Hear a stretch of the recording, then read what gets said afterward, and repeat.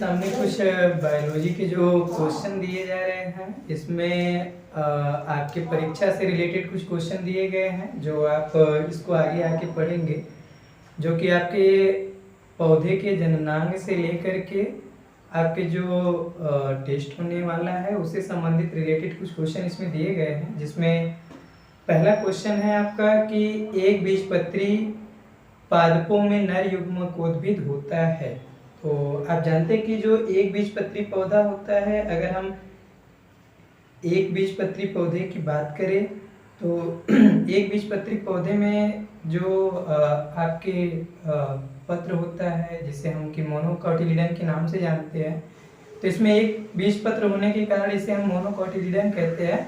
और इसमें जो नर युग्मकोद्भिद वाला पार्ट होता है उसे वो जो नर युग्मक फंड होता है वो आपके लघु बीजाणु से होता है, ठीक। और लघु बीजाणु को हम इंग्लिश में कहते हैं माइक्रोगैमिट। माइक्रोस्पोरोजेनेसिस के द्वारा आपके लघु बीजाणुओं से आपके मेल नर यानी नर युग्मकोद्भिद का निर्माण होता है। इसके बाद आपका जो दूसरा सेकंड क्वेश्चन है, इसमें लिखा है आवृतबीजी पौधों में पुंकेसर होता है।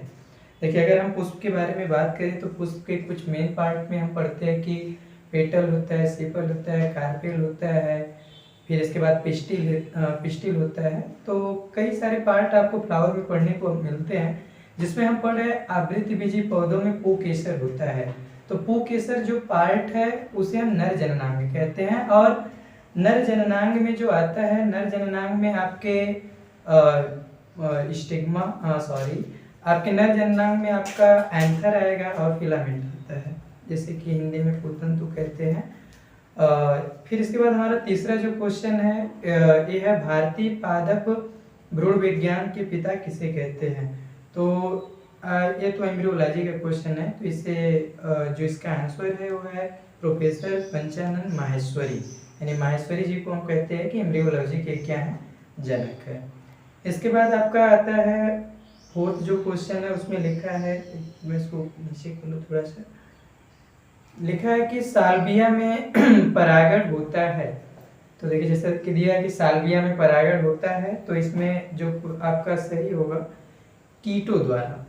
साल्विया जो है कि प्लांट किंगडम में ये आपका जो प्लांट है, इसको में जो परागण यानी जिसे हम पॉलिनेशन कहते हैं, पॉलिनेशन के दो टाइप हम पढ़ते हैं, एक सेल्फ पॉलिनेशन और एक क्रॉस पॉलिनेशन। तो सेल्फ पॉलिनेशन में हम जानते हैं कि जो सेल्फ पॉलिनेशन होता है उसमें जो आपका युग्मक बनते हैं वो युग्मक जो है कि सेल्फ पॉलिनेशन और क्रॉस पॉलिनेशन के हिसाब से बनते हैं। और इसके बाद हम आते हैं जो साल्विया के बाद हम जो नेक्स्ट हमारा क्वेश्चन है,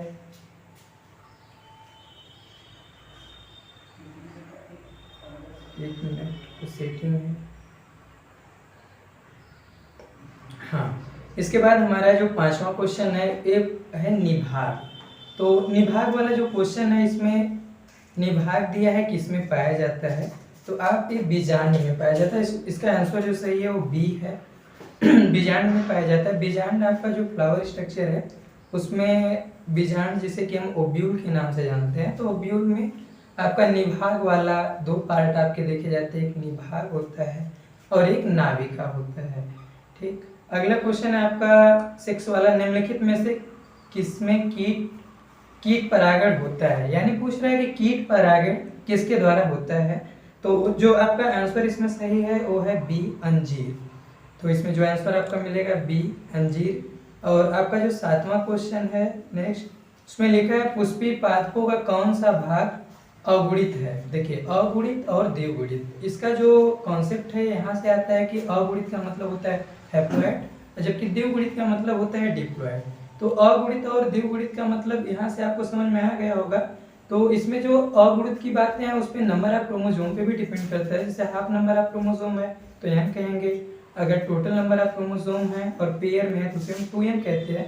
तो इसमें जो क्वेश्चन हमसे पूछ रहे हैं, इसमें लिखा है कि पुष्पी पादपों का कौन सा भाग अगुणित होता है। तो इसमें जो आपको आंसर मिलेगा वो आपका दिया है नर युग्मक, देखिए चाहे युग्मक चाहे नर युग्मक हो या मादा युग्मक हो, जब उनका फॉर्मेशन होता है तो वो हमेशा कैसे रहते हैं, आपके अगुणित ही होते हैं। क्योंकि अगुणित इसलिए होते हैं क्योंकि उनमें मियोसिस होती है, और मियोसिस जिसे कि हम हिंदी में अर्धसूत्री विभाजन के नाम से जानते हैं। तो अर्धसूत्री विभाजन के दौरान जो भी युग्मक बनते हैं उसमें हमेशा नंबर ऑफ क्रोमोसोम हाफ ही होते हैं, इसलिए इसे हम अगुणित भी कहते हैं। और n नंबर ऑफ क्रोमोसोम बनने के कारण इसे हम अगुणित के नाम से जानते हैं। इसके बाद हमारा जो अगला क्वेश्चन है, अगला क्वेश्चन आपका हमारा शुरू होता है, लिखा है कि बीजांड का वह स्थान जहां बीजांड वृंत जुड़ा होता है उसे क्या कहते हैं। तो 8वां का जो आंसर है उसमें दिया है ए निभाग। अभी हमने बताया आपको कि जो बीजांड है जिसे कि हम ओव्यूल के नाम से जानते हैं, इसमें एक पार्ट होता है नाभिका और दूसरा पार्ट होता है निभाग। तो इसमें जो पार्ट दिया है बीजांड वृंत किससे जुड़े होते हैं, तो आपका जो सही आंसर है वो है निभाग, जिसे इंग्लिश में हम चलाजा और के नाम से जानते हैं। इसके बाद आपका अगला जो क्वेश्चन है लिखा है भ्रूणपोष की कोशिकाएं होती हैं।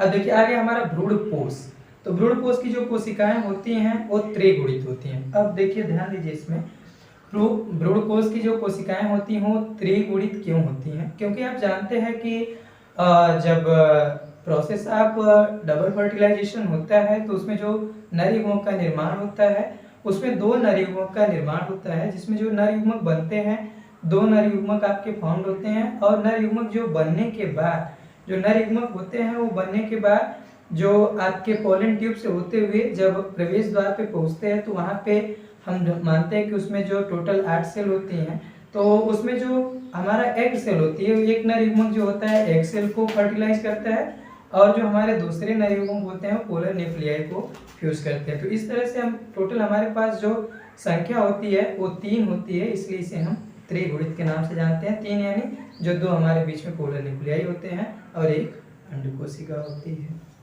ठीक है, इसके बाद अगला क्वेश्चन है आपका द्विनिषेचन की क्रिया होती है। तो आपका 10th नंबर जो क्वेश्चन है उसमें लिखा है द्विनिषेचन जो इसका सही आंसर है वो लिखा है आवृतबीजी पौधों में।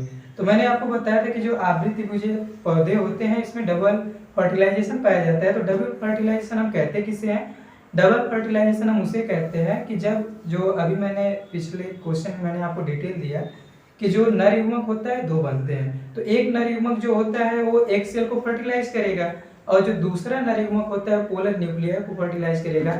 इस तरह से दो बार निषेचन होने की प्रक्रिया को हम दोहरा निषेचन या डबल फर्टिलाइजेशन कहते हैं। ये आपके आवृतबीजी पौधों का एक कैरेक्टरिस्टिक्स है। इसके बाद हमारा 11th नंबर क्वेश्चन है, निम्नलिखित में से कौन सा एक आभासी फल है। देखिए आभासी फल है, फॉल्स फ्रूट इसे कहते हैं। आभासी फल को जैसा कि हम जानते हैं कि आभासी फल उसे कहते हैं जिनमें जो ओवरी जो यानी जो फर्टिलाइजेशन ऑफ एग होता है वो आपके ओवरी ना हो करके अनदर किसी फ्लावर पार्ट में, जो कि जैसे हम मान लेते हैं कि आपका मान लीजिए जहाँ पे पुष्पास्थान मान लीजिए स्टिग्मा वाले रीजन पे हो गया या फिर थैलमस वाले पार्ट पे हो गया, तो इसे हम फॉल्स फ्रूट के नाम से जानते हैं। तो जो इसका आपका आएगा इसमें दिया है आम सेब आपके फॉल्स फ्रूट में आता है, तो इसका जो सही आंसर है वो आपका सेब आएगा। हाँ, निम्नलिखित में से कौन सा एक आभासी फल है, तो फॉल्स फ्रूट हम सेब को कहते हैं। अगला आपका क्वेश्चन है टेबिटम परत का कार्य होता है। देखिए जो 12th नंबर आपका क्वेश्चन है उसका आंसर जो सही है डी सही है, परागकणों का पोषण।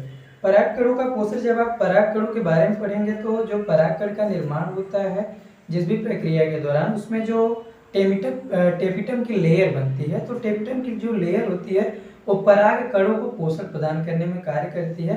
और परागकणों के बारे में अगर मैं आपको बताऊं तो परागकण जो होता है वो पौधे का मेल पार्ट होता है। इसके बाद जो आपका अगला क्वेश्चन है जल परागित पादप का नाम है। जल परागित परागित का इन द सेंस है कि आपका परागित का मतलब होता है परागण, यानी जिनमें परागण जो होता है जल के द्वारा होता है उसे हम जल परागित कहते हैं। तो जल परागित में जो आपका आंसर दिया गया है वो दिया गया है हाइड्रिला। आप जानते हैं कि हाइड्रिला जो है एक प्रकार का कैसा प्लांट है, आपका हाइड्रोफाइट्स है, जो कि प्लांट पानी में ही या वाटर में ही रिजर्व करता है। तो इसमें जो परागण भी होता है वो आपके यानी जो जल परागित है वो क्या है आपका हाइड्रा। आते हैं हम अगले क्वेश्चन पे। अगला क्वेश्चन है आपका 112 लघु बीजाणु के निर्माण हेतु लघु बीजाणु मात्र कोशिका में कितने अर्धसूत्री विभाजन होंगे। देखिए अच्छा क्वेश्चन है।